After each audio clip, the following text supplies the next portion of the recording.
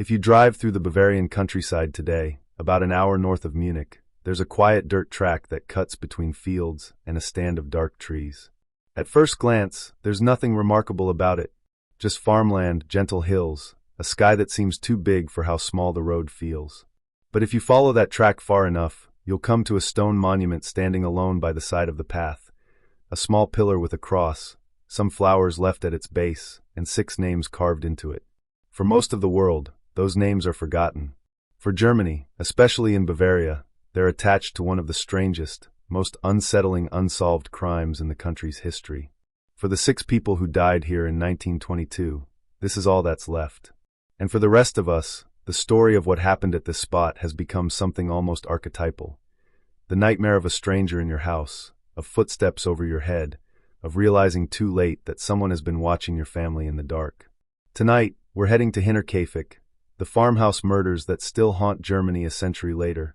Because in this case, the horror didn't start with blood on the floor. It started with noises in the attic. To set the scene for an American audience, imagine this. It's early 1920s rural Germany. World War I is over, but the country is staggering. The economy is unstable, veterans are coming home changed or not coming home at all, and in small towns, people are trying to cling to whatever normalcy they can find. Hinterkaifeck wasn't even a real town. It was the name locals gave to a single isolated farmstead tucked behind the tiny hamlet of Kaifeck. Hinter in German just means behind, so it was literally the farm behind Kaifeck. It sat at the end of a lonely tract between the villages of Grubers and Wangen, fields on one side, woods on the other. If you grew up in the Midwest or the rural South in the U.S., picture a farmhouse so far out that if you scream at night, only the trees can hear you. On that farm lived the Gruber family. There was the patriarch Andreas Gruber, 63 years old, known in the area as a harsh, stubborn man. His wife, Kazilia, 72, kept the house running. Their adult daughter, 35-year-old Victoria Gabriel, had moved back home after her husband, Karl, was reported killed in World War I. With her were her 2 children, 7-year-old Kazilia, named after her grandmother, and little Joseph, just 2 years old.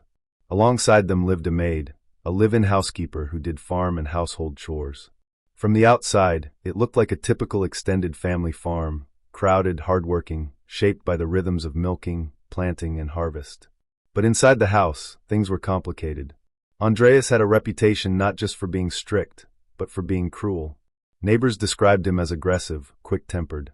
There were also serious allegations of incest, that he was sexually abusing his own daughter, Victoria, and that little Joseph might not be the son of her dead husband at all, but the result of that abuse.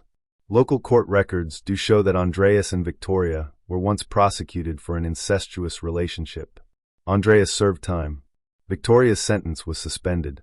Even in a small Bavarian community, used to keeping family business private, that was scandalous. At the same time, there were rumors that Victoria had taken a lover outside the family, a nearby widower named Lorenz Schlittenbauer. Some villagers believed he, not Andreas, was Joseph's father. In a culture that prized reputation and respectability, that tangle of relationships, incest allegations, a possibly dead husband, a possible secret lover, made the Gruber household the subject of whispers. So that's the backdrop, a remote farm, a difficult patriarch, a daughter caught between shame and survival, and children growing up in a place that already felt heavy with secrets. Now add something else. Starting in 1921, about 6 months before the murders, the family's live-in maid at the time, her name was Cressens, started hearing things. Scratching and footsteps in the ceiling above her room. Soft thumps, like someone shifting their weight on wooden boards. At first, she tried to explain it away. Old houses creak. Mice move in the walls. But the feeling that she was being watched wouldn't go away. At night, lying in bed in that dark farmhouse, she'd hear what sounded like someone walking slowly across the attic above her. Not scurrying, not animal fast. Human. She heard voices sometimes, too, a murmur that didn't seem to belong to any of the family members she knew were downstairs or out on the property. It got under her skin so badly that eventually she quit the job altogether, telling people she believed the house was haunted. Now, you and I know how stories work. A strange, frightened maid saying the house is haunted? That feels like a setup line from a horror movie. But on a practical level, think about what that means. Someone who lived there full time, who knew the normal sounds and rhythms of that house, was scared enough to walk away from a steady job in a hard time because she believed there was someone, or something, in that attic. The Grubers, for their part, stayed. They got by for several months without a permanent replacement. Life at the farm settled into a winter routine. Snow fell across the fields, the woods around the property grew dark and dense, and the only tracks in the drifts should have been from the family and their animals. But in March of 1922, Andreas Gruber started noticing things that didn't fit. One day, he found a newspaper from Munich lying on the property. No one in the family subscribed to that paper. He assumed the postman had dropped it, but when he asked around, none of the neighbors took it either. It felt like it had just appeared. Then a key went missing, one of the heavy, old-fashioned keys that locked the house. A few days later, after a fresh snowfall, Andreas walked the edge of his land and saw footprints in the snow leading out of the forest and straight toward the farm. That, by itself, wouldn't have been so strange. But what chilled him was what he didn't see. There were no footprints leading back, just a single trail in from the woods, ending at the farm buildings, as if someone had come out of the trees and simply stayed. He also noticed that a lock on one of his outbuildings, the machine room, looked as if someone had tried to force it. Then at night, the family began hearing footsteps in the attic again. Imagine being Andreas or Victoria at that point. You've had a maid quit because she says she heard footsteps overhead. Months later, you find a strange newspaper, a missing key, footprints in the snow that stop at your house, and now you're lying awake hearing someone moving above you on the top floor. This is the moment in a modern American story where you'd call 911, lock yourself in a room, and wait for officers to clear the attic. But out in rural Bavaria in 1922, it didn't work like that. Police were far away. People handled things themselves. Andreas told neighbors what he'd seen and heard. They offered to help him search. He declined. He never officially reported any of it to the authorities. He simply armed himself, kept going, and hoped, maybe, that it was all in his head. It wasn't. On Friday, March 31st, 1922, a new maid arrived at Hinterkaifeck. Her name was Maria Baumgartner. 44 years old, she was starting what should have been a stable job, room, board, and pay in exchange for hard work at the farm. Her sister walked her to the property that afternoon. That moment, sister saying goodbye, Maria stepping through the door, is one of the last times anyone outside the farm saw the family alive. The next day, Saturday, things already began to look off from the outside. 7-year-old Kazilia didn't show up at school. On Sunday, the family wasn't at church, even though they were usually regulars. Mail started to pile up. Neighbors noticed the farm looked quiet, but it wasn't completely still. Smoke drifted from the chimney. The cattle lowed, sounding fed and watered. The family's dog could be heard barking sometimes. A man delivering a machine part came by and left it when no one answered, assuming they were out in the fields. A coffee seller knocked, heard nothing, and left. In other words, for at least a couple of days, it looked like someone was still taking care of the animals and keeping the stove going, even though the family didn't seem to be around. By Tuesday, April 4th, the silence was too much. Neighbors decided to check on the Grubers. Among them was that nearby farmer, Lorenz Schlittenbauer, the rumored lover of Victoria, the maybe father of little Joseph. Alongside 2 other men, he walked the dirt track to Hinterkaifeck, calling out as they approached. No one answered. The barn door was closed. The house was shut tight. The animals inside the barn were restless. You could hear them shifting, stamping, needing to be milked. The men stepped into the barn, moving past the livestock toward a stack of hay near the threshing floor. One of them noticed something odd, a foot, maybe, or a bit of clothing, poking out from beneath the straw. They cleared some hay away, and then they saw it. A human body, battered and bloodied, lying on the ground.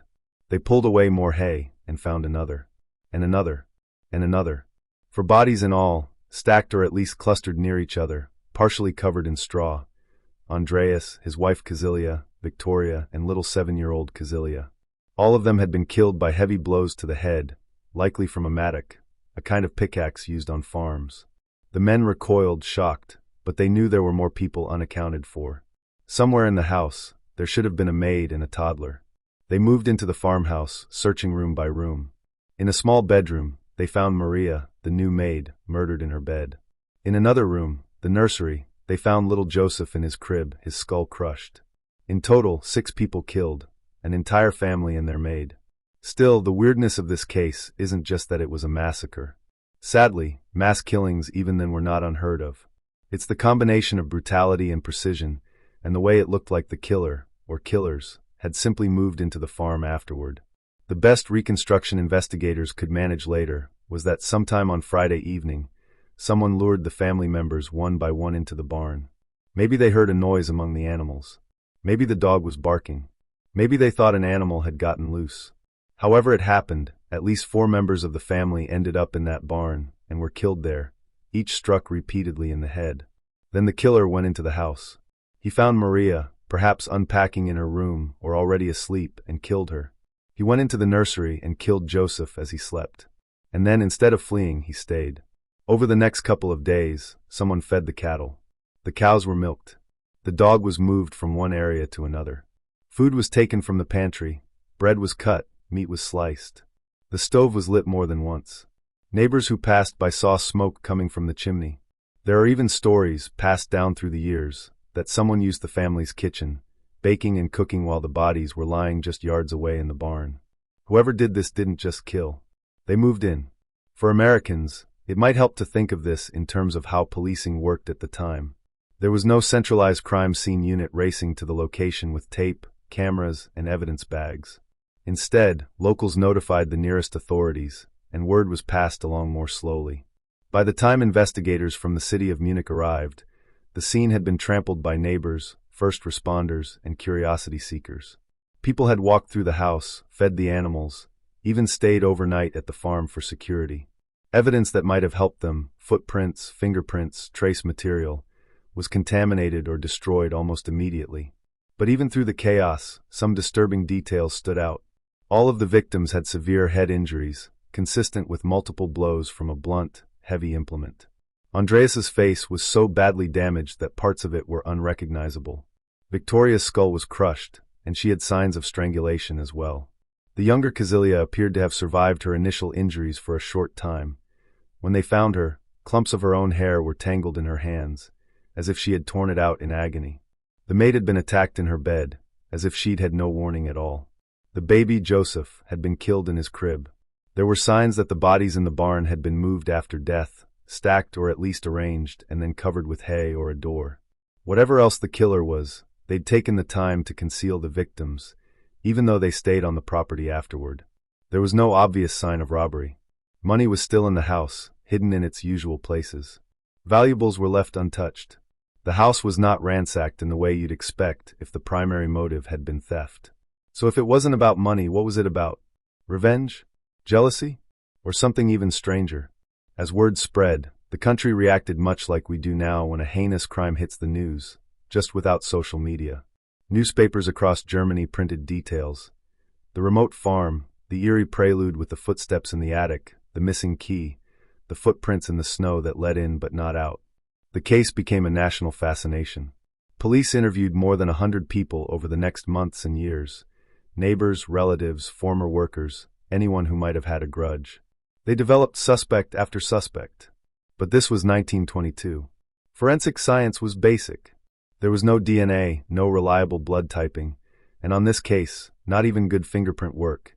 Either fingerprints weren't collected properly, or if they were lost or never matched to anyone. At one point, the authorities even decapitated the victims' bodies and sent the skulls to Munich in the hope that special forensic methods, or, according to some accounts, a clairvoyant, could reveal more clues. It didn't work. The skulls were stored in a justice building and ultimately destroyed during bombing in World War II, taking with them any chance of re-examining them using modern techniques. If you talk to German criminologists today, they'll tell you Hinterkaifeck has become a textbook example of how not to process a crime scene. Multiple people moved the bodies before they were fully documented. No detailed scene sketches survived. Pieces of physical evidence went missing. The farm itself was demolished less than a year later, bulldozed into memory, which might have brought emotional closure for locals, but erased more potential clues. In the absence of solid forensic evidence, investigators and armchair detectives have spent a century focused on one thing: the suspects. And that's where this story turns from a horror movie into a psychological puzzle. The first and most obvious person of interest was the neighbor who helped discover the bodies, Lorenz Schlittenbauer. Lorenz was about 50 at the time of the murders. He lived nearby, was familiar with the farm, and crucially, had a complicated relationship with the Gruber family. Many locals believed he'd had a romantic relationship with Victoria after her husband's reported death in the war. Some said he was engaged to her for a time. Others said he'd paid child support for Joseph, acknowledging paternity, before abruptly stopping. That's already enough drama for a Lifetime movie. A widowed woman, a neighbor lover, a controlling father who might have disapproved, and a child whose true father was the subject of gossip. On top of that, people pointed to Schlittenbauer's behavior when the bodies were found. According to some accounts, when the search party reached the farm, gates that should have been locked were opened quickly, as if someone had a key or knew the tricks. Inside, Lorenz was said to have moved through the house and barn with less hesitation than you'd expect from a man just discovering such carnage, at one point leaving the group to search alone, reportedly unbothered by being in a building where a murderer might still be hiding. He also, according to witnesses, went into the house and untied or calmed the dog, dealt with the animals, and even brought his teenage son to the crime scene later. To some people, that looked like a concerned neighbor taking charge. To others, it looked like a man far too comfortable in a freshly bloodied crime scene he already knew was safe. Rumors flew. Some villagers became convinced that Lorenz had killed the family, maybe in a rage over child support, maybe to end the scandal of Victoria's relationships, maybe for reasons we can't know. He was questioned by police multiple times over the years, and was even accused publicly by other citizens. He in turn sued several people for defamation, and won some of those cases. The official investigation never charged him. There just wasn't hard evidence. But in the public's imagination, he remains one of the main suspects. Another theory takes us to the trenches of World War I. Victoria's husband, Carl Gabriel, was reported killed in action in 1914. His body was never brought home. He was one of countless soldiers whose remains stayed on foreign soil.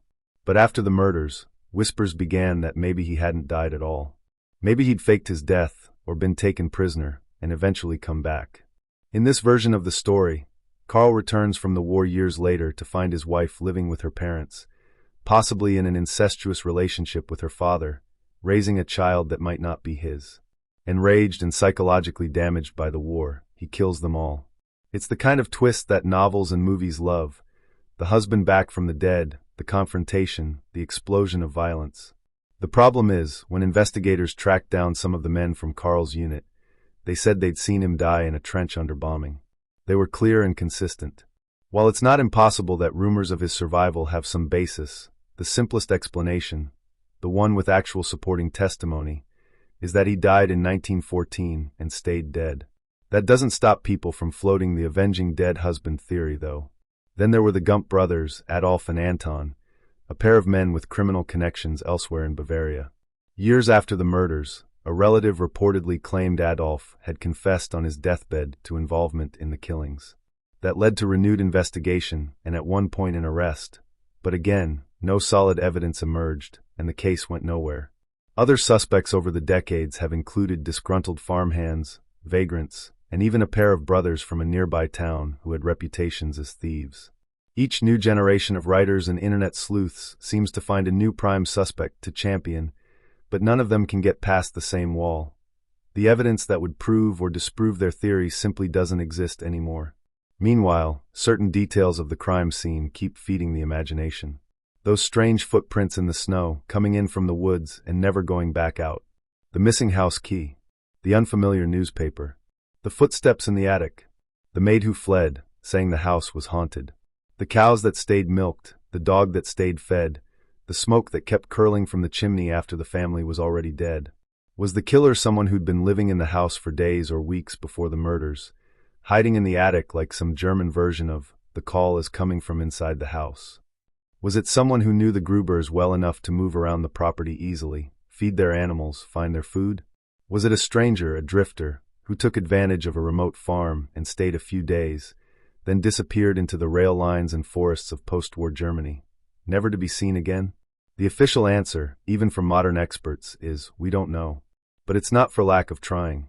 In 2007, 85 years after the murders, a group of German police academy students and instructors decided to re-examine Hinterkaifeck as a cold case exercise. They went back through surviving documents, photographs, and witness statements. They modeled the layout of the farm.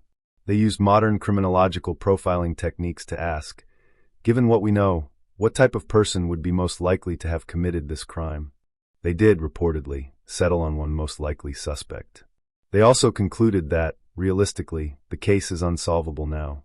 Too much evidence has been lost. Too many witnesses are dead. Too much contamination happened at the time.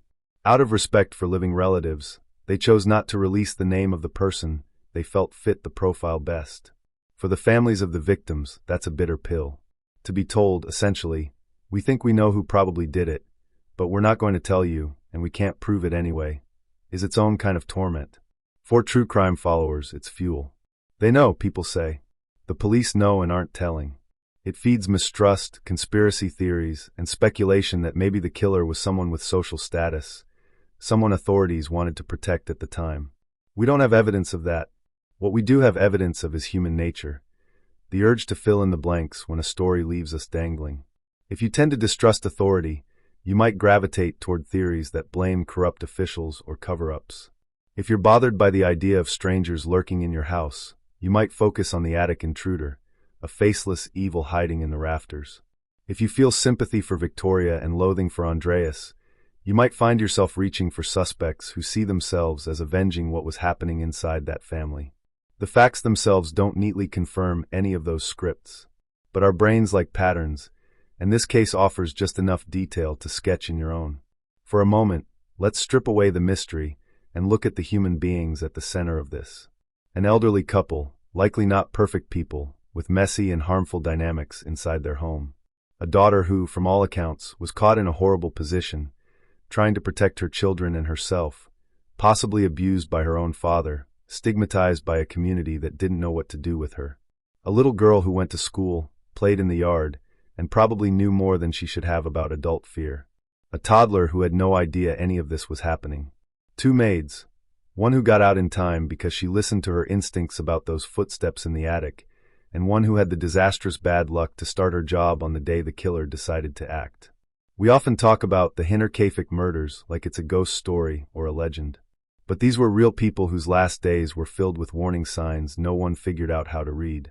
Today, if you go to where the farmhouse once stood, you won't find the building.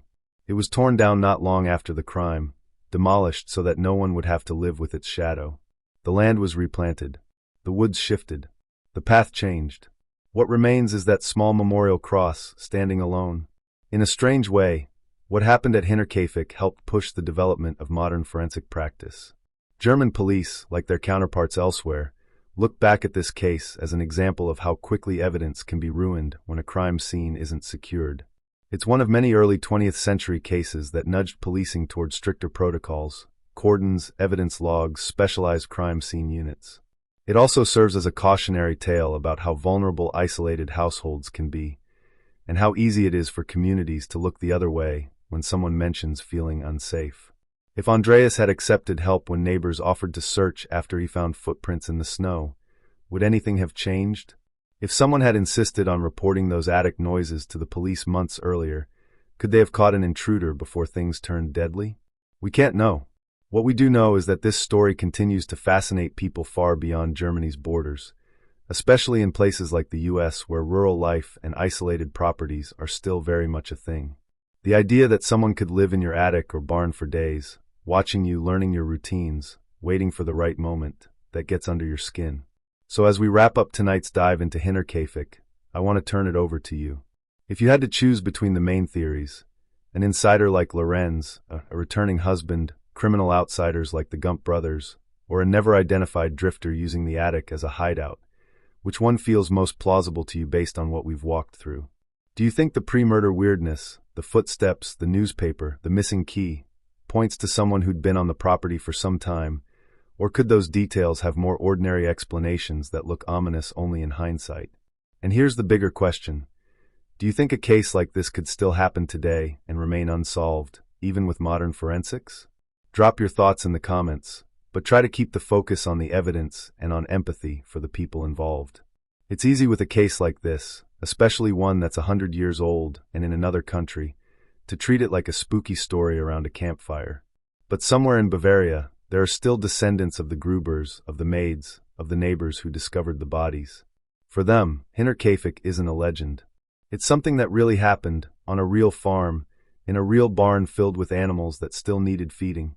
A family went to bed under a roof that they already suspected was sheltering something, or someone else. They woke up the next day, went about their work, and before the weekend was over, they were all dead.